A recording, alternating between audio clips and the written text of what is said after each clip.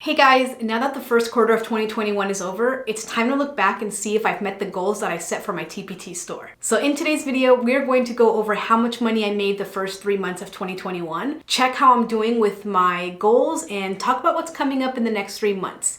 Let's go ahead and get started. If you're new here, my name is Blanca from TeacherTechFiles.com, and I'm a learning strategist from Las Vegas. And on this channel, I show you how to use technology to help simplify your day-to-day teacher tasks. And we also talk about how to be successful on Teachers Pay Teachers. So if that sounds like something that you want and are interested in, make sure that you subscribe and hit the notification bell so you don't miss any future videos. I think I'm going to keep all of these income report videos way more casual. I know that some people get a little bit uncomfortable talking about money, but I'm sharing these videos in the hopes of opening up a conversation with you guys. Personally, I love these type of videos. I don't think it's about comparing your numbers with mine or mine with somebody else's. Instead, I want to be able to share this type of information with each other so that we can help each other identify trends. For example, if I know that a certain month consistently performs lower for most sellers, then I'm able to adjust my goals and have more realistic expectations for it. On the other hand, if I hear that a month normally consistently generates a ton of sales, then I would be doing everything in my power to have my products finished and uploaded before that month to help increase my chances of sales. So after you watch this video, I hope you guys feel comfortable enough to leave a comment below and let me know how the first 3 months of 2021 were for you, and if you saw any trends that might be helpful to know. I am going to throw a lot of numbers out at you, but I hope it is easy to follow and it makes sense. So let's start off by taking a look at what my goals were for the first quarter,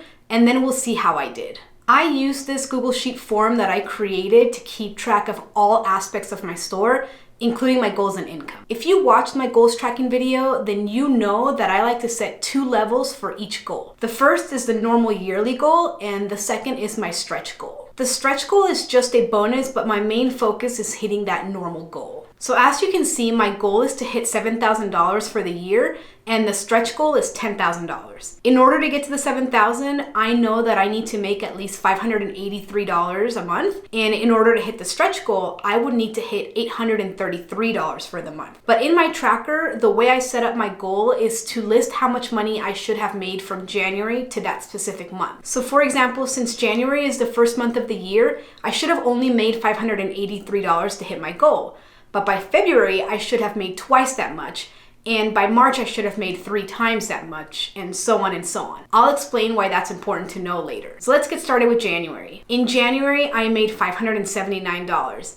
I was so close to the $583 that I needed. In February, I made $1,739.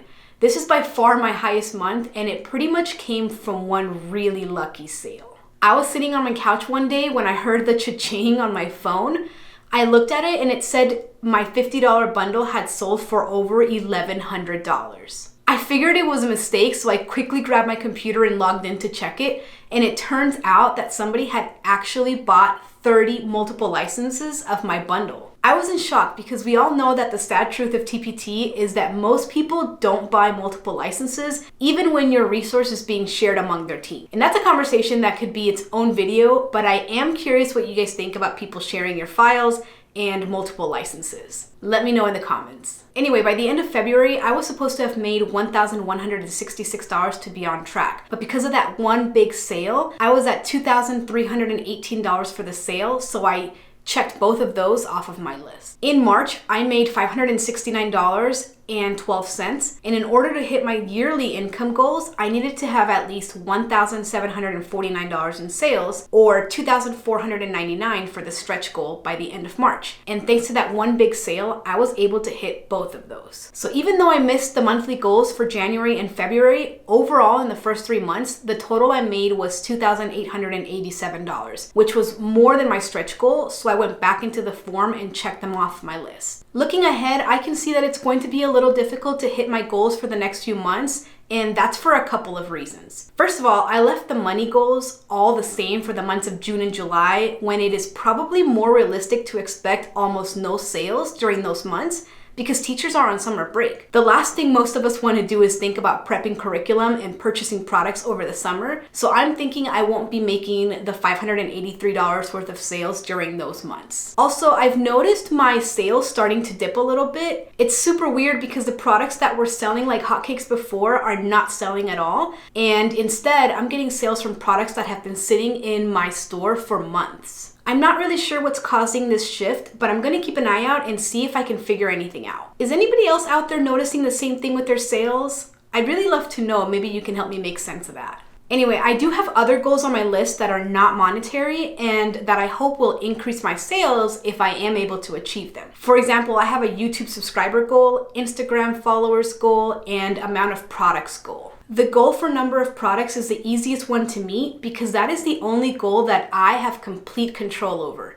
If I don't meet this goal in a month, I have nobody to blame for that but myself. Instagram and YouTube subscribers is a little trickier because while I can continue to produce content, I can't actually force you to subscribe or follow me, nor would I want to. I want you to follow me because you enjoy watching my videos and are getting value from this content, not because I'm asking you to just to meet a metric. But speaking of YouTube, I was able to meet my YouTube subscriber count goal for January and February, but by the end of March, I needed 249, and I'm currently sitting at about 229 when I'm recording this video. But that's something that you can help me with. I checked my analytics and it said that about 89% of my viewers are not subscribers. I know, it's shocking. So if you are one that is not subscribed but are enjoying my content, I would love it if you would consider subscribing and hitting the notification bell. It really helps me with continuing this channel, and I truly appreciate your support. So that's how the first 3 months of 2021 have been treating me. Let me know how the first quarter was for you and if you noticed any trends in the comments below. Don't forget to subscribe to my channel, and as always, be kind to one another, and I'll see you in my other videos.